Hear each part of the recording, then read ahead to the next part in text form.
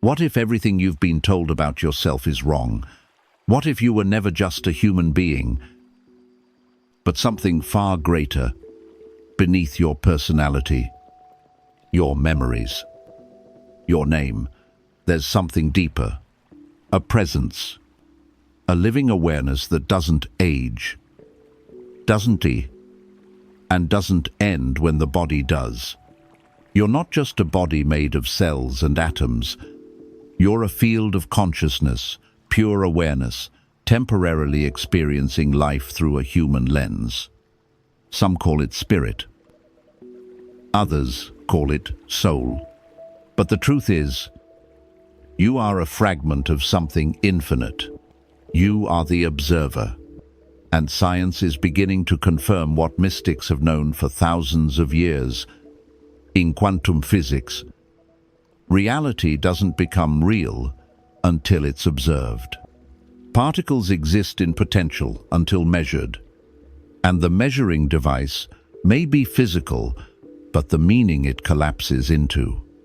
And that collapse, the instant a possibility becomes real, is not caused by the machine, but by you. It's as if the universe is waiting on you to show up, to decide what it becomes. You're not here by accident. You're here on purpose. And that purpose begins with remembering who you really are. This isn't a feel-good mantra. It's the blueprint of the soul. You forgot you were. You're not a human trying to become spiritual. You are a spiritual being, remembering how to be human.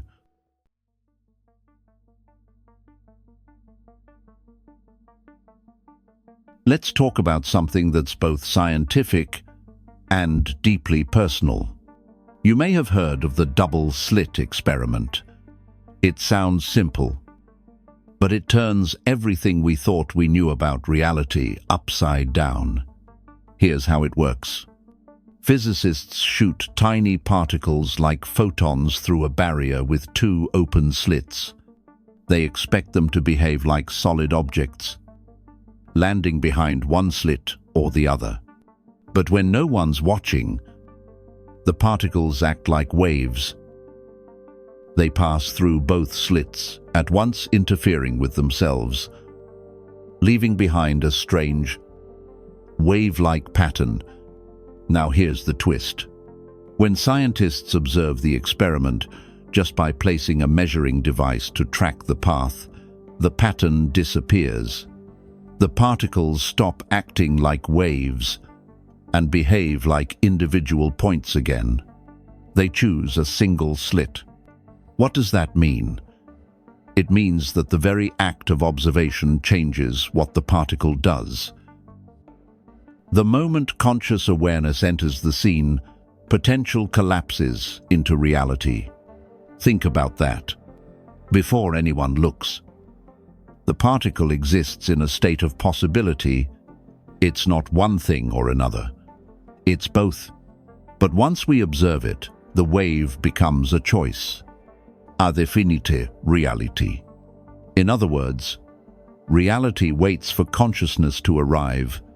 This isn't science fiction. It's quantum physics. And it doesn't stop there. In another version called the delayed choice experiment, scientists waited to decide whether or not to observe the particle after it had passed through the slits. Somehow the particle behaved as if it knew what decision the scientists would make, even though that decision hadn't happened yet. It's as if the future shaped the past, as if consciousness doesn't just affect the present, but stretches across time itself. Now, let's be clear. This doesn't mean that human thoughts magically control the universe, but it does suggest something revolutionary, that consciousness isn't just watching reality, it's involved in creating it. And if that's true on a subatomic level, what does it say about you? Because you're not separate from that world. Your body is made of atoms. Your mind, your thoughts, your choices all arise within that same quantum field of possibility. This is where quantum cognition comes in. It's a new field, suggesting that your thoughts behave more like quantum particles than logic gates. They don't follow a straight line. They exist in multiple states until a decision is made, until you observe them. You think you're deciding between options, but you're actually collapsing quantum potentials into form with every choice. You're choosing timelines. This isn't just theory. It's a reminder of something ancient. Mystics have said for thousands of years, as within, so without. What you focus on expands. What you believe becomes your world. And now, science is catching up. It's showing us that without awareness, reality remains unformed, unexpressed, a blank page waiting for a reader. So if particles only become real when observed, what else is still in wave form in your life? What version of you hasn't collapsed into form yet, simply because you haven't looked at it? What dream? What truth? What potential is still waiting to be seen? If a photon can wait to become real, what part of you is still waiting to be noticed?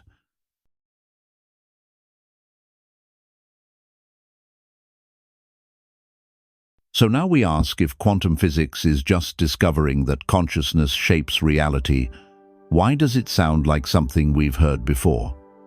Because it is. Long before microscopes, particle colliders, or lab coats, ancient wisdom traditions were already pointing to this truth. They just used different language. Let's go back thousands of years. In the Vedas, some of the oldest spiritual texts on earth, it's written, Aham Brahmasmi, I am Brahman. In other words, the self is not separate from the cosmos. The self is the cosmos. The Gnostic Gospels, suppressed for centuries, echo this idea. In the Gospel of Thomas, Jesus says, "The kingdom of God is within you and all around you, not in buildings of wood and stone." And from the Hermetica, the sacred texts attributed to Hermes Trismegistus, we find, "That which is above is like that which is below, and that which is below is like that which is above." This phrase, "as above, so below," isn't just poetic. It's a metaphysical blueprint. It means the universe and the individual aren't two things, they are mirrors of each other. One reflects the whole. The outer world is shaped by the inner, and the infinite is contained within the finite. Sound familiar? Now compare that to what quantum mechanics is saying. That particles remain in a state of probability until observed, that the act of attention collapses potential into reality, that your awareness is not a passive witness, but an active participant in the construction of what is. Ancient mystics didn't need a lab to know this. They accessed it directly through stillness, meditation, ritual, and altered states of consciousness. In Egypt, initiates in the mystery schools were trained to die before dying, to leave the body consciously and experience the eternal observer within. In India, yogis practiced samadhi, a state where the illusion of separation dissolves, and the self merges with all that is. In Tibet, dream yoga was used not just to lucid dream, but to explore the nature of reality from within the dream itself. Across continents and centuries, they reached the same truth. The universe isn't outside of you, it's waking up through you.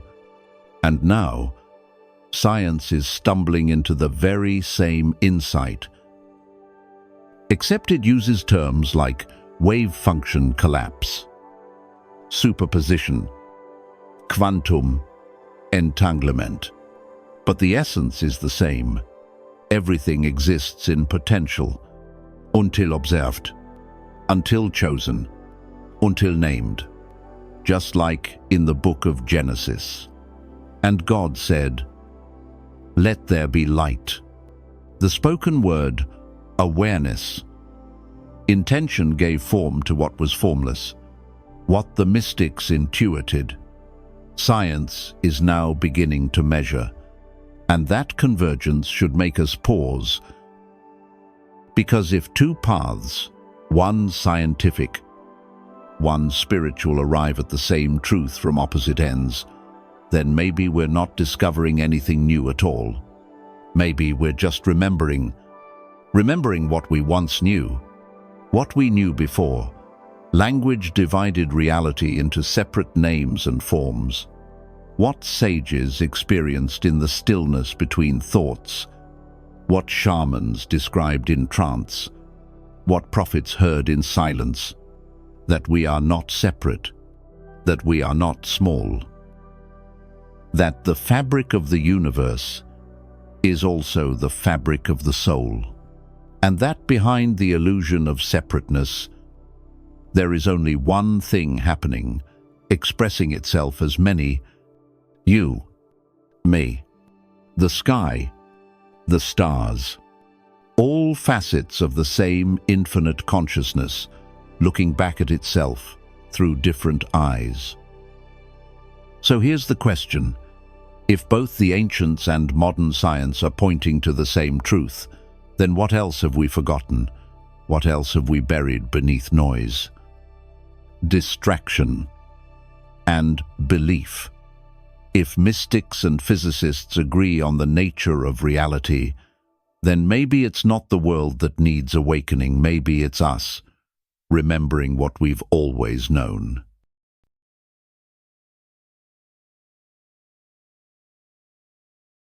Let's bring it closer to home. Beyond the quantum field, beyond the ancient texts, let's talk about you, your mind, your beliefs, and how they shape the world you wake up into every single day. Because if reality collapses from possibility into form, then your mind is the mechanism doing the collapsing. You are not just experiencing reality, you are formatting it, like software, like code. Every belief you hold about yourself, about others, about what's possible is a line of code in the operating system of your life, and most of it was written without your conscious permission. From the moment you were born, your subconscious mind started recording everything. Not logically, not critically, just raw impressions. What was rewarded, what was punished, what was said, and more importantly, what was felt. That programming runs deep. It doesn't just influence what you think. It becomes what you expect. And what you expect is what you tend to experience. This is where neuroplasticity comes in. Neuroscience shows that the brain isn't fixed. It's constantly rewiring itself based on your thoughts, your focus, your emotional intensity. Belief, when repeated with conviction, literally reshapes your brain's neural pathways. Think about that. Every time you tell yourself, "I'm not good enough," your brain doesn't question it. It builds a pathway to support it. And every time you repeat it, you strengthen the connection. But here's the good news. You can rewire it. You can overwrite old programs with new ones. The subconscious doesn't resist repetition. It accepts it. It's programmable like a fertile field. Whatever seeds you plant consistently will take root. Let's look at a powerful example, the placebo effect. A sugar pill. No active ingredients can cause real healing. as long as the person believes it will work. Why? Because belief triggers biochemistry. The mind sends signals to the body to align with the expected outcome. It's not imaginary. It's physiological. And the opposite is also true. It's called the nocebo effect. If you believe something will harm you, even if it's harmless, your body may react as if it's under attack. That's the power of belief. Now add to that the tools of hypnosis, a clinical method of bypassing the critical mind to plant suggestions directly into the subconscious. People have stopped smoking, overcome phobias, even reversed chronic pain by reprogramming their inner script. And yet, you don't need a hypnotist to do it, because your inner voice, your daily self-talk is doing it already. The question is, what are you hypnotizing yourself to believe? If you wake up and say, "I can't do this," "I'm not enough," "Life is hard," that becomes your baseline, your brain, your energy, your attention all calibrate to match that frequency. But change the script, and the system updates. Tell yourself, "I am capable. I am evolving. I shape my reality." Do it consistently, and you'll feel the shift. Because reality, your experience of it, isn't just based on facts. It's filtered through belief. This isn't wishful thinking. It's applied neuroscience. It's the mechanics of consciousness at work. Here's the deeper truth. The story you tell yourself is the life you build. And if you can change the story, you can change the outcome. But it requires one thing first: awareness. You can't change what you don't see. You have to slow down, listen, catch the thought in motion, interrupt the pattern, and replace it with something aligned to who you really are. Because the version of you that says, "I'm not enough," isn't you. It's a program, an hecho, a default. And you were never born to live by default. You were born to create, to code your own path, to architect your experience consciously. If you could rewrite the story you're living, what would the next chapter look like? It's about remembering you are divine. When most people think of meditation, they think of stillness, silence, maybe even stress relief. But meditation isn't just about calming the mind. It's about meeting the mind, observing it, transcending it, and then moving through it into something far deeper, a stillness beneath thought, a presence beyond personality, a frequency that doesn't change, no matter what the mind says. That's who you really are. Meditation isn't about escaping your life. It's about waking up within it and realizing that the noise inside your head is not you. You are the one hearing the noise. You are the awareness behind the words. And the moment you learn to rest in that awareness, something incredible begins to happen. You start to remember, not through intellect, not through ideas, but through experience. You start to feel what the ancient sages meant when they said, "The kingdom of heaven is within you." That God is not somewhere else, but encoded in the quiet space behind your thoughts. This is where your true power lies, not in the endless motion, but in the stillness between. That's where the divine blueprint rests, untouched, waiting. The spark of the infinite hidden inside a mortal shell, buried not in the body but in the silence you've spent your whole life avoiding. Meditation is how you return to it. Let's make this practical. You don't need a cave. You don't need a mantra. You just need a moment. Close your eyes. Take a slow, deep breath. Inhale gently. Exhale fully.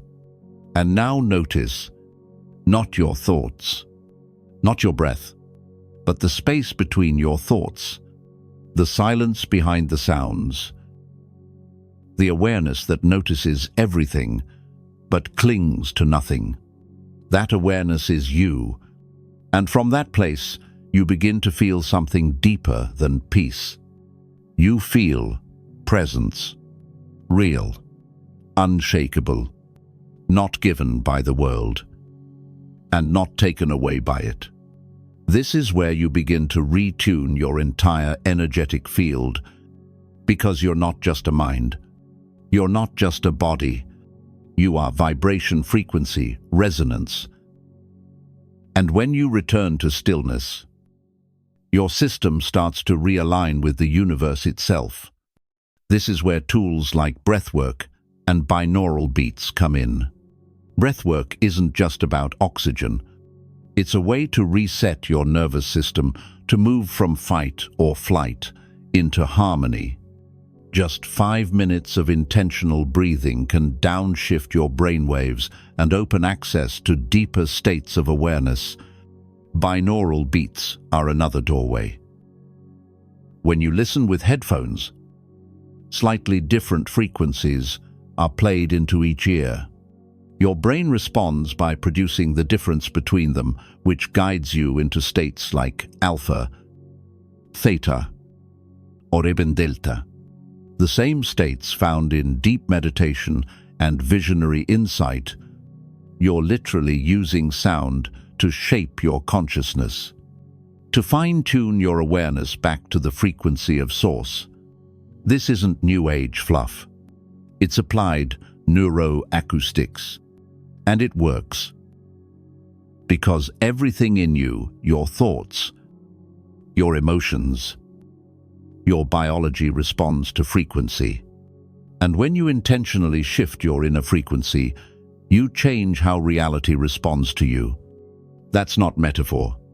That's resonance. That's entrainment. And it begins with a choice: to sit, to breathe, to return. Because when you sit in silence long enough, you start to feel it. The flicker of something ancient, something eternal. A presence not separate from you, but as you. And in that moment, you remember, you were never just a person trying to feel spiritual. You are a spiritual being. Learning how to remember, meditation is the key. Stillness is the gate, and inside that gate is the garden, the origin, the place where the seed of God awakens and starts to grow. When you step into the space between thoughts, you're no longer you, you're the universe, waking up to itself.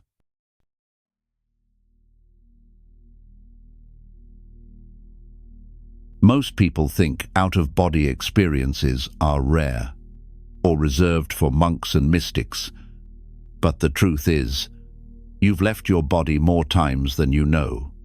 Every night, when you fall asleep, something strange happens. Your conscious mind goes dark, but your awareness, it doesn't disappear. It simply shifts. You've likely had a lucid dream, a moment where, inside the dream, you suddenly realized, wait, I'm dreaming. And, with that realization, the dream world responded. It became more vivid, more flexible, as if your very awareness rewrote the rules from the inside. That's not fiction. That's a function of consciousness.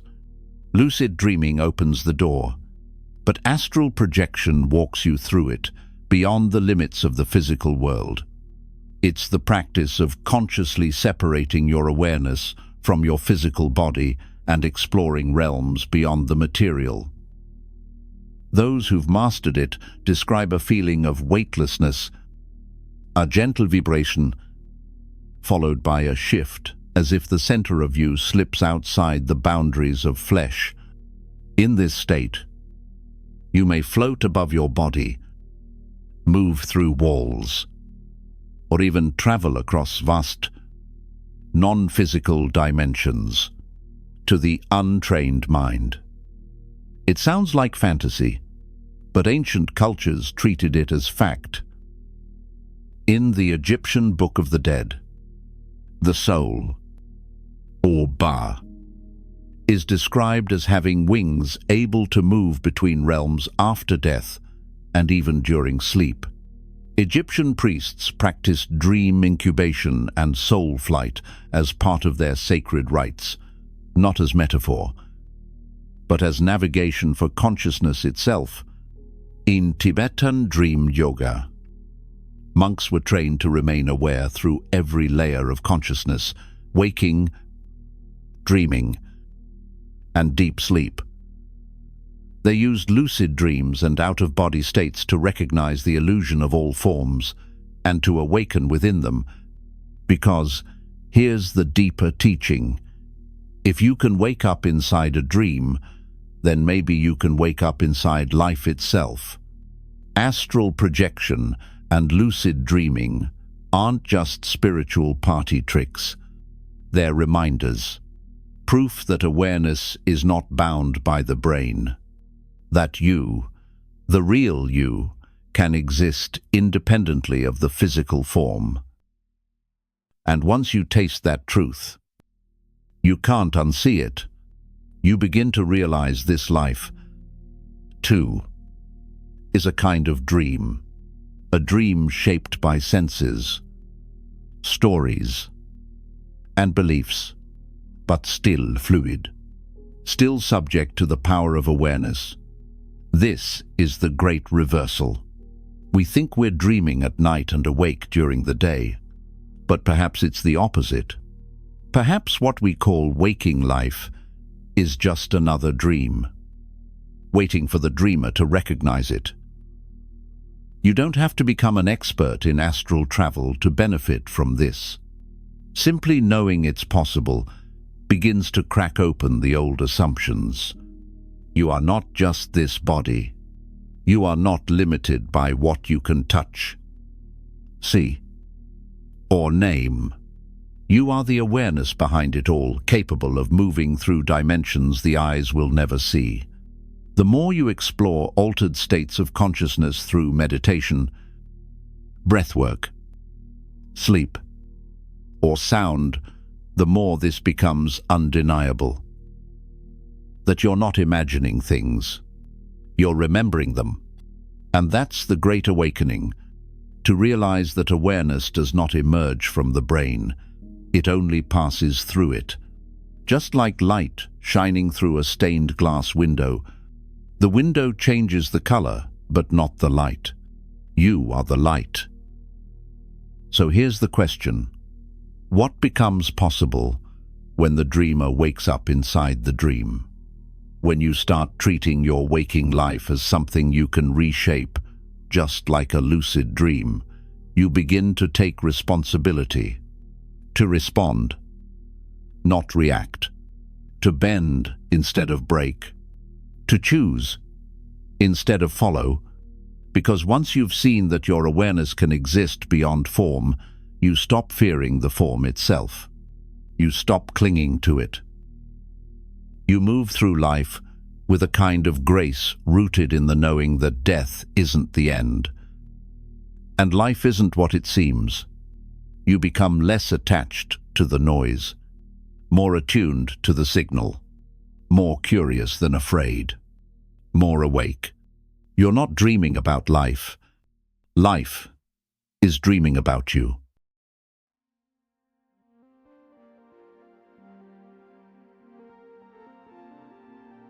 Everything in the universe appears separate. You, me, the stars, the table in front of you, all made of matter, all bound by space and time. But look closer. Zoom in far enough past the atoms, past the quarks, and you arrive at something unexpected. A field, a sea of energy that exists even in what we call empty space. A baseline hum, a background buzz of vibration that never quite stops. This is the zero-point field, and it changes everything. In quantum physics, the zero-point field represents the lowest possible energy state of a quantum system, but it's not zero in the way we think. It's full, teeming with potential, a dynamic, living web of energy where every particle, every atom, every possibility already exists in some dormant form. It's not just where energy flows, it's where information lives. Think of it like the source code of reality, invisible to the eye, but essential to the program. Now enter quantum entanglement. Two particles interact, and suddenly they're forever connected. No matter how far apart they are, change one, and the other responds instantly. Einstein called it spooky action at a distance. But it's more than spooky, it's revolutionary. Because it tells us that the universe isn't just made of things, it's made of relationships, of patterns, of connections. That's not philosophy, that's physics. Now let's take it deeper. Some scientists and philosophers believe the zero-point field may be the substrate of consciousness itself, a kind of cosmic memory, a living library. Some call it the Akashic field, a term from ancient Vedic philosophy describing a universal record of all thoughts, actions, and experiences, past, present, and potential. Others, like biologist Rupert Sheldrake, propose a similar concept, morphic resonance. The idea that patterns of behavior, whether in cells, animals, or human thoughts, can be stored non-locally and accessed across time and space. In simpler terms, when something happens once, it becomes easier to happen again, not because of habit, but because of informational memory embedded in the field. So what does all this mean for you? It means you're not just a bystander in a random universe. You are a node, a living, conscious access point to this field of infinite potential. You're not separate from it. You are made of it. Just like each device connects to the internet, you connect to the universe.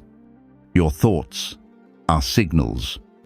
Your emotions are frequencies. Your intentions are code.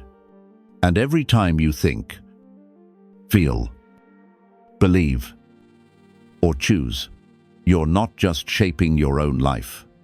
You're sending ripples through the field. You're broadcasting into the network. But here's where it gets even more interesting. You're also receiving intuition, inspiration, sudden knowing. These aren't accidents. They're downloads, emerging from the very fabric of the field you're connected to. The zero-point field doesn't just store information, it responds to consciousness, and the quality of what you transmit determines the clarity of what you receive. So ask yourself, what signals are you sending into the field? What unconscious patterns are looping in your system? What outdated frequencies are still broadcasting from your mind? Your emotions, your story. Because the field will echo back what you send out. This is why transformation doesn't just change your life, it changes your field of influence. You become a cleaner signal, a higher frequency node, and everything connected to you begins to shift. We're not talking about wishful thinking. We're talking about entrainment, about resonance, about physics. You are part of a cosmic internet, and the password isn't effort. It's awareness. So here's the question. If you're a living node in a divine network, then how do you start sending a different signal? You are the coder of your reality. If reality is shaped by consciousness and consciousness is shaped by belief, then here's the truth. We've been dancing around. Beliefs are the source code of your life. And the good news, code can be rewritten. Let's make this real. Every belief you hold about who you are, what's possible, what you deserve, functions like a line of code in your internal operating system. It doesn't matter if it's true. What matters is whether it's running. Because your system follows it. Without question, you don't act on what's real. You act on what you believe is real. And most of that belief system wasn't written by you. It was installed by parents, teachers, culture, trauma, repetition, over time. Those beliefs turn into identity, and identity governs behavior. You're not just making choices, you're following an invisible script. But here's where science gets exciting. According to Dr. Joe Dispenza, your personality creates your personal reality. And when you change your internal programming, you begin to change your external experience. Neuroscience backs this up. The brain is neuroplastic, which means your thoughts, emotions, and focus literally shape the architecture of your neural pathways. In other words, beliefs become biology. Dr. Bruce Lipton, a pioneer in epigenetics, explains it this way. It's not the genes that control your life. It's the perception of your environment that does. Change your perception, and you change what your biology expresses. That's not philosophy. That's applied cellular science. So how do we reprogram? Start here. Become aware of the loop. Every time you think, I'll never succeed, I'm not good enough, or this always happens to me, you're running outdated code. Notice it. Name it. Interrupt it. Then reframe it. This is where affirmation logic becomes more than cliché. When crafted properly, affirmations act as clean lines of new code, precise, directive, and emotionally charged. The key isn't just saying them, it's feeling them. Belief isn't built through words alone. It's built through emotional repetition. Your subconscious speaks the language of emotion, not logic. So when you combine thought with elevated feeling, gratitude, love, confidence, you accelerate the installation. Let's say your old belief is, I'm always overlooked. The reframe isn't just, I'm valuable. It's, I radiate presence. I am seen. I contribute value wherever I go. And then breathe into it. Feel it as if it's already real. See the version of you who lives that truth. Step into that posture, that tone, that energy. At first, your nervous system might resist. That's normal. You're disrupting the pattern. But keep going. Repetition isn't just ritual, it's remapping. You're not lying to yourself. You're revealing a deeper truth that's been buried under programming you never chose. Here's a simple daily reprogramming ritual. Identify one limiting belief you catch yourself repeating. Write the reframe, the opposite, rooted in truth and empowerment. Speak it aloud while breathing deeply, visualizing the upgraded version of yourself. Fail it. Let the emotion teach your body what your mind is just beginning to remember. Do this consistently, and you'll start to notice something. The world responds differently. Opportunities show up. People treat you differently. Not because reality changed randomly, but because you did. This is the essence of conscious coding. It's not about faking positivity. It's about becoming the author of your inner script and no longer outsourcing that power to the past. And the more consistently you rewrite from a place of clarity, alignment, and embodied feeling, the more seamless the shift becomes. Because the field, what we explored earlier, responds not to what you want, but to who you are being. So the moment you shift your inner state, you begin broadcasting a new signature into the quantum web. You stop looping old code. You start compiling a new version of you. And when you hit run, you don't just change your life. You update the system. If you could rewrite the code running your reality, what would happen when you finally hit run?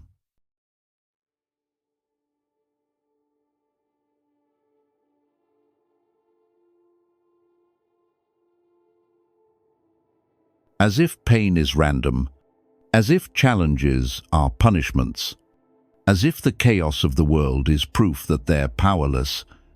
But what if that's not true? What if the pain wasn't meant to break you, but to awaken you? What if every trial you've faced was part of a larger pattern, a sacred blueprint written before time? This is the essence of the hero's journey. A mythic structure that appears in stories across all cultures, all centuries. Not because writers copied each other, but because the human soul remembers the path. It always begins the same, a call to adventure, a disruption. Something pulls you out of the familiar and throws you into the unknown. At first, you resist, you doubt, you cling to the comfort of who you used to be. But the journey doesn't stop for your hesitation. It demands growth. It throws obstacles in your path not to crush you, but to shape you. This isn't punishment. This is initiation. Just like Prometheus, who defied the gods to bring fire to humanity and suffered for it. Just like Inanna, who descended into the underworld, stripped of her identity, only to rise again, transformed. Just like Persephone, torn from the world above, forced into darkness only to become the queen of both realms. These myths aren't entertainment. They're maps, encoded instructions for how to die to who you were, so you can become who you were always meant to be. And you, yes, you are walking that path right now. Your struggles are not signs that you're off track. They're markers that you've entered the inner cave, the place where the old self dissolves. Pain is not the end. It's the threshold, because every great transformation requires a descent, a death of the known, so the unknown can emerge. You must leave behind the mask, the false stories, the borrowed beliefs, and meet yourself in the fire. That's where the gold is forged. That's where the hero is born. The mistake we make is thinking myth is ancient, that it belongs to another time. But myth is timeless because consciousness itself is mythic. You don't just live a story. You are the story. And every time you choose courage over fear, truth over comfort, presence over distraction, you are writing a new chapter. And here's the beauty of it all. You are not just the hero, you are the author of your becoming, the one who decides what meaning the events will carry. Because life doesn't come with meaning. You assign it. You decide whether that heartbreak broke you or broke you open. You decide if that failure made you bitter or made you braver. You decide if the wound becomes a scar or a doorway. And that decision is where your true power lives. The hero's journey was never meant to be clean. It was meant to be transformational. It's not about becoming perfect. It's about becoming real. You stop pretending. You stop hiding. You become the one who walks through fire and carries light. And in doing so, you light the path for others. So when life knocks you down, don't just get back up. Rise differently. Rise consciously. Rise. As the one who remembers that struggle isn't a detour, it's the design. Because in the end, myths aren't meant to be studied. They're meant to be lived. They exist not to tell you who the gods once were, but to remind you of the God within yourself. Myths aren't just stories to be told. They're reminders that you are the one writing the final chapter.